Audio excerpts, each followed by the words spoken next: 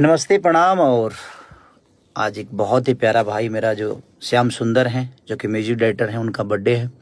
तो मेरे तरफ से बाबू आपको जन्मदिन की ढेर सारी शुभकामना। Happy birthday to you. ऐसे ही अपने जीवन में माँ शारदे आपको ऐसे ही आशीर्वाद देती रहे, ताकि पूरी दुनिया में आपका डंका बसता रहे और सबके दिलों पे राज करिए। Love you. Happy birthday to you बाबू। आज तुम्हारा बर्थडे है, कुछ बोलोगे? Happy birthday. किसको? तो मतलब अपने कहते हैं तुम? हाँ, मेरा बर्थडे है। इस बर्थडे पे हम लोग क्या कर रहे हैं तुम्हारे बर्थडे पे? कोलैबोरेशन आदिशक्ति कंपनी से क्या आ रहा है?